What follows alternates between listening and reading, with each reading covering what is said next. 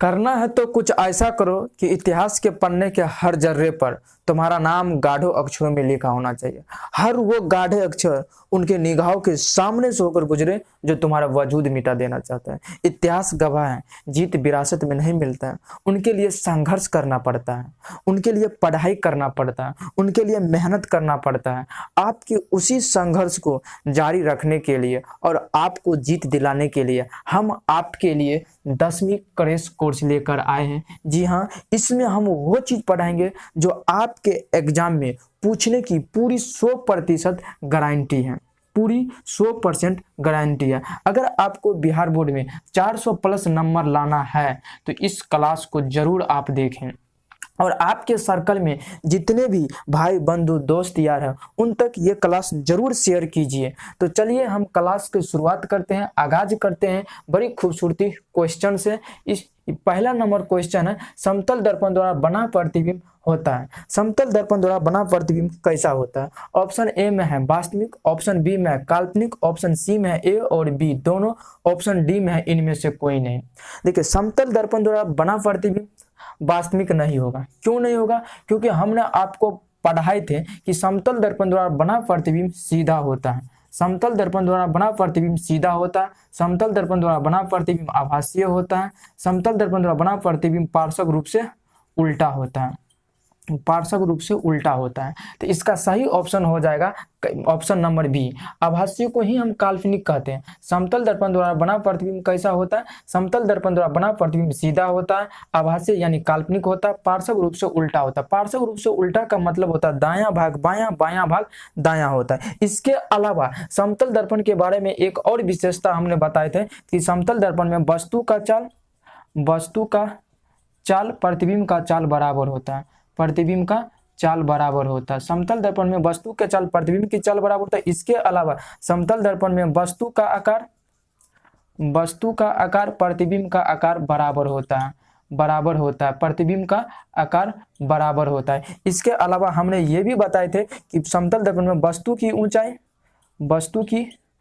का ऊंचाई और प्रतिबिंब की ऊंचाई बराबर होता है, प्रतिबिंब की ऊंचाई बराबर होता है, प्रतिबिंब की ऊंचाई बराबर होता है। ये समतल दर्पण की विशेषता होता है। समतल दर्पण की क्या विशेषता होता है? समतल दर्पण तो सीधा प्रतिबिंब बनाता है, आभासीय प्रतिबिंब बनाता है, पार्श्व रूप से उल्टा बनाता है। समतल दर्पण में वस्तु के चाल प्रतिबिंब की चाल बराबर होता है। समतल दर्पण में वस्तु का आकार, समतल दर्पण में वस्तु की आकार और प्रतिबिंब की आकार बराबर होता है। समतल दर्पण में वस्तु की ऊंचाई प्रतिबिंब की ऊंचाई बराबर होता है। समतल दर्पण की आवर्धन क्षमता 1 होता है। क्यों 1 होता है? क्योंकि समतल दर्पण में वस्तु की ऊंचाई प्रतिबिंब की ऊंचाई बराबर होता है। तो कहने का मतलब यह है कि समतल दर्पण द्वारा बना प्रतिबिंब कैसा होता है? तो समतल दर्पण द्वारा बना प्रतिबिंब सीधा होगा, काल्पनिक होगा, आभासीय होगा। ऑप्शन बी में दिया है काल्पनिक, इसलिए इस क्वेश्चन का सही जवाब हो जाएगा ऑप्शन नंबर बी, काल्पनिक। अगर मेरी क्लास आपको अच्छा लगता है तो आपके सर्कल में जितने भी भाई बंधु दोस्त यार हैं उन तक ये क्लास जरूर शेयर कीजिए। और हम बढ़ते हैं आगे की ओर, दूसरा नंबर क्वेश्चन की ओर बढ़ते हैं।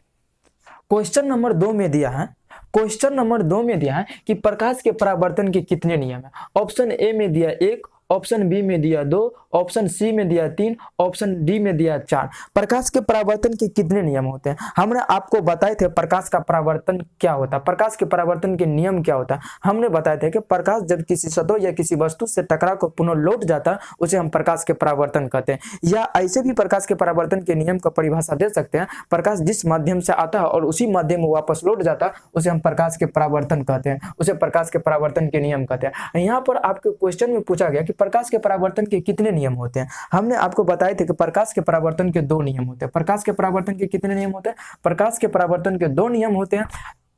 आपतित किरण, परावर्तित किरण तथा आपतन बिंदु पर खींचे गए अभिलंब तीनों एक ही तल में होता है या तीनों एक ही दिशा में होता है। और दूसरा नियम हमने बताए थे कि आपतन कोण परावर्तन कोण के बराबर होता है। दूसरा नियम हमने क्या बताया था? आपतन कोण परावर्तन कोण के बराबर होते हैं। तो प्रकाश के परावर्तन के कितने नियम होते हैं? प्रकाश के परावर्तन के 2 नियम होता है। इस क्वेश्चन का सही ऑप्शन हो जाएगा ऑप्शन नंबर बी हो जाएगा। इस क्वेश्चन का सही जवाब हो जाएगा ऑप्शन नंबर बी। प्रकाश के परावर्तन के 2 नियम होते हैं। ये क्वेश्चन बिहार बोर्ड में बार बार पूछे जाते हैं। ये क्वेश्चन बिहार बोर्ड में बार बार पूछे जाते हैं कि प्रकाश के परावर्तन के कितने नियम होते हैं? 2 नियम होता है। इसलिए इस क्वेश्चन को याद रखिएगा, दिमाग से कभी भी निकलने नहीं दीजिएगा। तो चलिए हम आगाज करते हैं तीसरा क्वेश्चन की ओर। तीसरा क्वेश्चन की ओर हम आगाज करते हैं। अगर ये क्वेश्चन आपको समझ में आ गया होगा तो हम तीसरा क्वेश्चन नंबर 3 में कहता है कि निम्नलिखित में से किस दर्पण द्वारा किसी वस्तु का वास्तविक प्रतिबिंब मिल सकता है? किस दर्पण द्वारा किसी वस्तु का वास्तविक प्रतिबिंब मिल सकता है? ऑप्शन ए में दिया समतल दर्पण, ऑप्शन बी में दिया अवतल दर्पण, ऑप्शन सी में दिया उत्तल दर्पण, ऑप्शन डी में दिया इनमें से सभी। तो क्वेश्चन में पूछा गया किस दर्पण द्वारा किसी वस्तु का वास्तविक प्रतिबिंब मिल सकता है। हमने आपको समतल दर्पण के बारे में बताए थे। समतल दर्पण के बारे में हमने क्या बताए थे? हमने बताए थे कि समतल दर्पण किसी वस्तु का आभासीय, सीधा और पार्श्व रूप से उल्टा प्रतिबिंब बनाता है। समतल दर्पण किसी वस्तु का कैसा प्रतिबिंब बनाता है? आभासीय, सीधा और पार्श्व रूप से उल्टा प्रतिबिंब बनाता है। पार्श्व रूप से उल्टा प्रतिबिंब बनाता है। इसलिए यह ऑप्शन नंबर ए नहीं होगा। ऑप्शन नंबर ए नहीं होगा। क्यों नहीं होगा? क्योंकि ये किसी भी वस्तु का प्रतिबिंब आभासीय, सीधा और पार्श्व रूप से उल्टा बनाता है। हमको क्वेश्चन में पूछा गया कौन वास्तविक प्रतिबिंब किस दर्पण से वास्तविक प्रतिबिंब मिल सकता है? तो ऑप्शन नंबर ए में नहीं होगा। क्यों? क्योंकि आभासीय, सीधा और पार्श्व रूप से उल्टा प्रतिबिंब बनाता।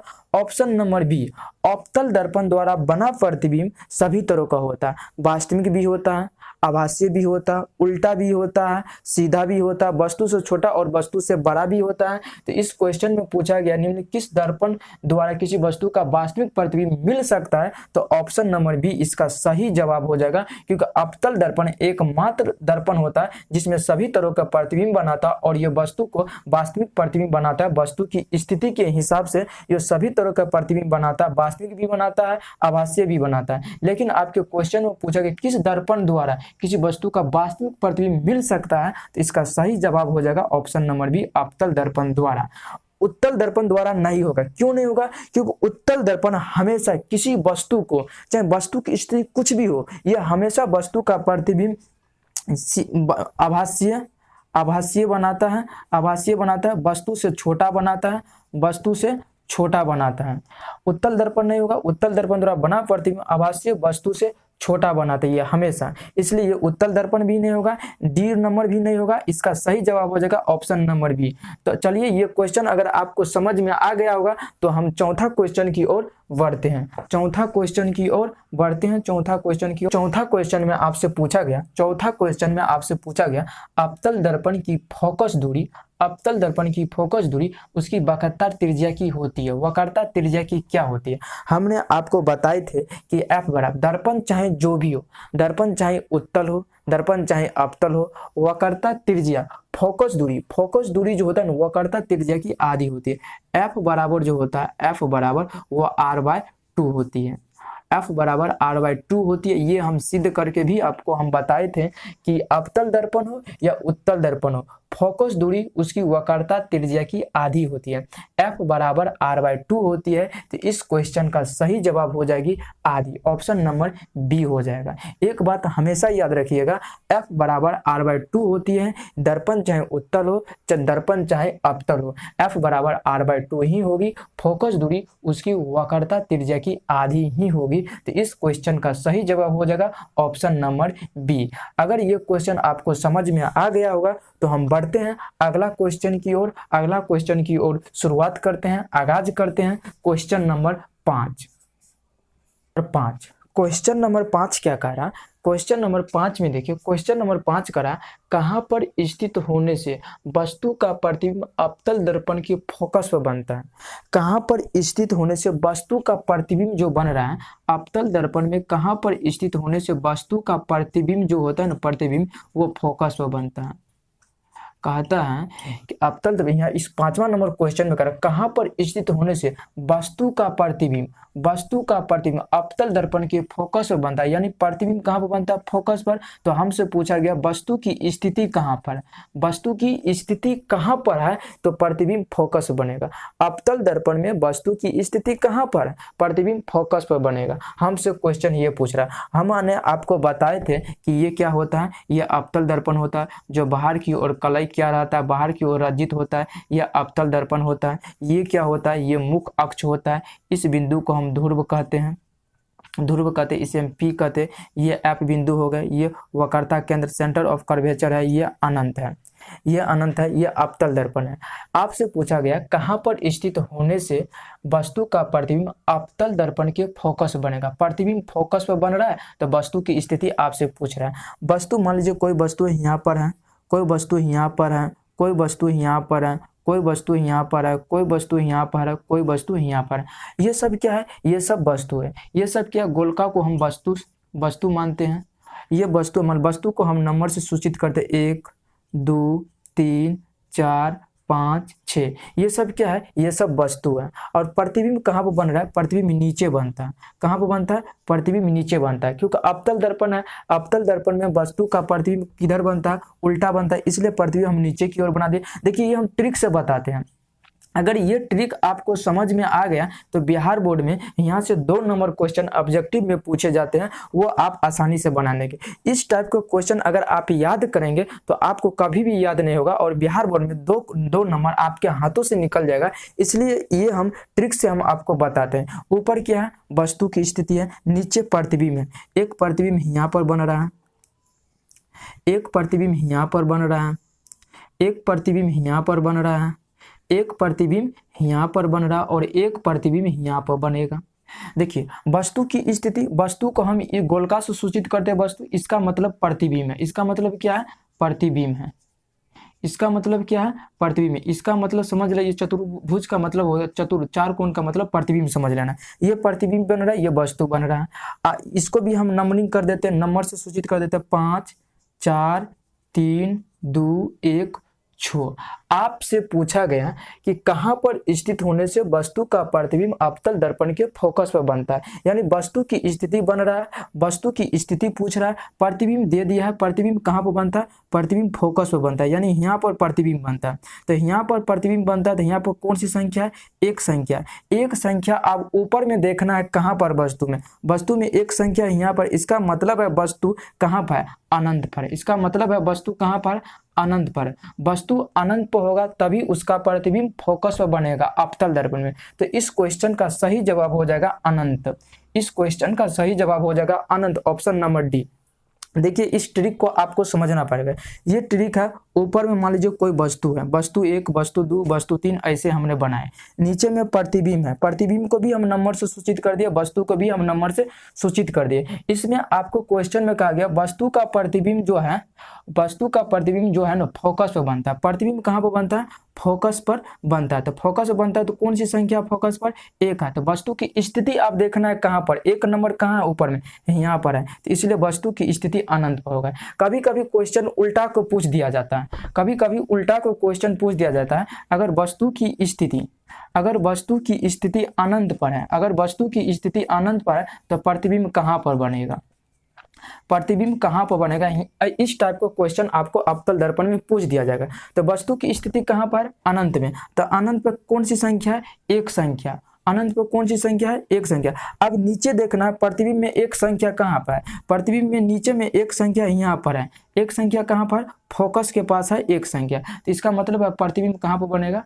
फोकस पर बनेगा। जब अवतल दर्पण में वस्तु की स्थिति अनंत पर होगा तो प्रतिबिंब कहाँ पर बनेगा? फोकस पर बनेगा। तो आपको क्वेश्चन में पूछा गया कहाँ पर स्थित होने से वस्तु का प्रतिबिंब अवतल दर्पण के फोकस पर बनता है। अगर प्रतिबिंब फोकस पर बनता है तो कौन सी संख्या है? एक संख्या ऊपर में देखना है कहाँ पर है? यहाँ पर है, अनंत के पास। इसलिए इस क्वेश्चन का सही जवाब हो जाएगा अनंत। इस टाइप के क्वेश्चन आपके बिहार बोर्ड में बार बार पूछे जाते हैं, तो ट्रिक के मेथड से समझिए। अगर ये ट्रिक आपको समझ में नहीं आता है तो वीडियो को आगे और पीछे करके जरूर देखें और इस ट्रिक को समझे, क्योंकि इस ट्रिक को अगर आप समझ गए तो आपके बिहार बोर्ड में यहाँ से 2 नंबर के क्वेश्चन पूछते हैं, जो कि आपको याद करने से ना ये चीज आपको याद नहीं रहेगा, ये ट्रिक के मेथड से ही आपको याद रहेगा। तो चलिए हम आगाज करते हैं, शुरुआत करते हैं। अगर ये क्वेश्चन आप समझ गए तो छठा क्वेश्चन की ओर बढ़ते हैं।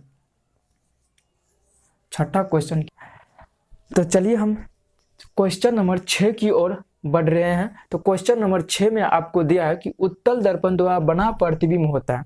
उत्तल दर्पण द्वारा बना प्रतिबिंब कैसा होता है? ऑप्शन ए में दिया हमेशा सीधा, ऑप्शन बी में दिया हमेशा उल्टा, ऑप्शन सी में दिया सीधा भी और उल्टा भी, ऑप्शन डी में दिया इनमें से कोई नहीं।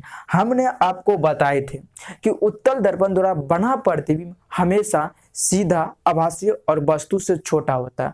उत्तल दर्पण में वस्तु की स्थिति जहां भी हो, कहीं भी हो, हमेशा ये क्या प्रतिबिंब बनाता है? हमेशा ये कैसा प्रतिबिंब बनाता है? सीधा, आभासीय और वस्तु से छोटा प्रतिबिंब बनाता है।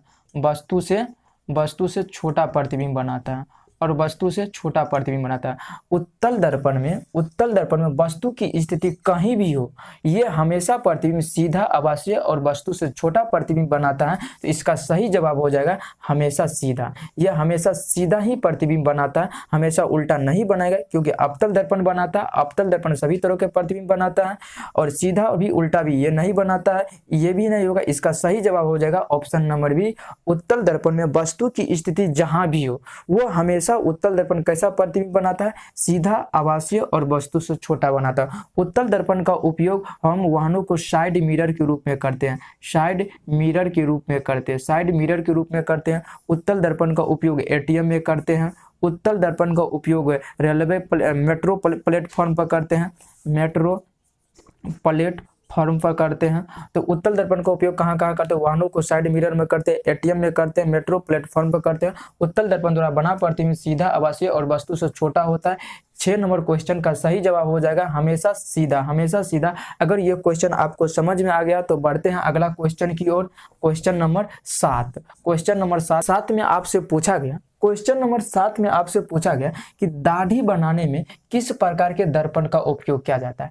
हमने आपको बताए थे कि दाढ़ी बनाने में हमने अवतल दर्पण का उपयोग करते हैं। दाढ़ी बनाने में किस प्रकार का दर्पण का उपयोग करते हैं? अवतल दर्पण का उपयोग करते हैं। तो इस क्वेश्चन का सही जवाब हो जाएगा ऑप्शन नंबर बी। अवतल दर्पण का उपयोग हम कहाँ कहाँ करते हैं? अवतल दर्पण का उपयोग हम दाढ़ी बनाने में करते हैं। अवतल दर्पण का उपयोग सौर भट्टी में करते हैं। अवतल दर्पण का उपयोग सौर भट्टी में करते हैं। अवतल दर्पण का उपयोग हम सोलर कुकर में करते हैं। अवतल दर्पण का उपयोग हम डिश एंटीना में करते हैं। अवतल दर्पण का उपयोग हम सर्च लाइट में करते हैं। अवतल दर्पण का उपयोग वाहनों के हेडलाइट में करते हैं। अवतल दर्पण का उपयोग हम कहाँ करते हैं? पूछा गया कि दाढ़ी बनाने में किस प्रकार के दर्पण का उपयोग करते हैं। हमने आपको बताए थे कि अवतल दर्पण का उपयोग हम कहाँ कहाँ करते हैं? दाढ़ी बनाने में करते हैं, सौर भट्टी में करते हैं, सोलर कुकर में करते हैं, डिश एंटीना में करते हैं, सर्च लाइट में करते हैं, वाहनों के हेडलाइट में करते हैं। तो इस क्वेश्चन का सही जवाब हो जाएगा ऑप्शन नंबर बी। अवतल दर्पण का उपयोग हम दाढ़ी बनाने में करते हैं। तो आपसे पूछा गया दाढ़ी बनाने में किस प्रकार के दर्पण का उपयोग करते हैं? अवतल दर्पण का उपयोग करते हैं। इसके अलावा हम अवतल दर्पण का उपयोग दाढ़ी बनाने में करते हैं, सौर भट्टी में करते हैं, सोलर कुकर में करते हैं, डिश एंटीना में करते हैं, सर्च लाइट में करते हैं, वाहनों के हेडलाइट में करते हैं, रोगी के नाक, कान, गला इत्यादि देखने में हम अवतल दर्पण का ही उपयोग करते हैं। तो इस प्रकार के क्वेश्चन का सही आंसर हो जाएगा 7 नंबर क्वेश्चन का सही आंसर हो जाएगा ऑप्शन नंबर बी, अवतल दर्पण हो जाएगा। तो चलिए हम बढ़ते हैं अगली क्वेश्चन की ओर। क्वेश्चन नंबर 8 की ओर हम 8वां नंबर क्वेश्चन में आपको क्या कह रहा है? 8 नंबर क्वेश्चन में आपको कह रहा है कि मोटर गाड़ी के चालक के सामने लगा रहता। मोटर गाड़ी चालक के सामने कौन सा दर्पण लगा रहता? आपको हमने बताए थे कि मोटर गाड़ी के चालक के सामने यानी साइड मिरर के रूप में उत्तल दर्पण का उपयोग करते हैं। तो इसमें इस क्वेश्चन का सही जवाब हो जाएगा ऑप्शन नंबर बी, उत्तल दर्पण। मोटर गाड़ी के चालक के सामने लगा रहता। मोटर गाड़ी के चालक के सामने लगा रहता कौन सा दर्पण? उत्तल दर्पण लगा रहता। क्योंकि हमने उत्तल दर्पण का उपयोग बताए थे। उत्तल दर्पण का उपयोग हम गाड़ी के साइड मिरर के रूप में करते हैं। उत्तल दर्पण का उपयोग हम कहाँ करते हैं? मोटर गाड़ी के साइड मिरर के रूप में करते हैं। इसके अलावा हम एटीएम में करते हैं। इसके अलावा हम रेलवे मेट्रो प्लेटफॉर्म पर करते हैं। मेट्रो फॉर्म पर करते हैं, ये उत्तल दर्पण का उपयोग होता है। तो आपको कहा रहा है कि मोटर गाड़ी के चालक के सामने लगा रहता है कौन सा दर्पण, अवतल दर्पण, उत्तल दर्पण, समतल दर्पण, इनमें से कोई नहीं। इसका सही ऑप्शन हो जाएगा ऑप्शन नंबर बी, मोटर गाड़ी के चालक के सामने यानी साइड मिरर के रूप में जो ना हम उत्तल दर्पण का उपयोग करते हैं। उत्तल दर्पण का उपयोग इसलिए करते हैं क्योंकि उत्तल दर्पण किसी भी वस्तु को सीधा, आभासी और वस्तु से छोटा और अनंत प्रतिबिंब बनाता है, इसलिए इसका सही जवाब हो जाएगा उत्तल दर्पण हो जाएगा। तो आई होप कि ये क्लास आपको अच्छा लगा होगा। अगर ये क्लास आपको अच्छा लगा होगा तो आपके सर्कल में जितने भी भाई बंधु दोस्त यार जो क्लास 10th में पढ़ रहे हैं उन तक ये वीडियो जरूर शेयर कीजिए। और आपका जो आपके मोबाइल में जो व्हाट्सएप ग्रुप है ना, व्हाट्सएप ग्रुप, उस व्हाट्सएप ग्रुप में ये वीडियो को जरूर सेंड कीजिएगा, क्योंकि हमारी सोच और आपकी सोच एक है। कहीं ना कहीं समाज का हर बच्चा शिक्षित हो और बिहार बोर्ड में 400+ नंबर लाकर अपने जिला जवार गांव का नाम रोशन करे, ये हमारा भरोसा है और ये हमारे भरोसा यानी हमारी उम्मीद को आप तोड़िएगा नहीं। इस क्लास को शेयर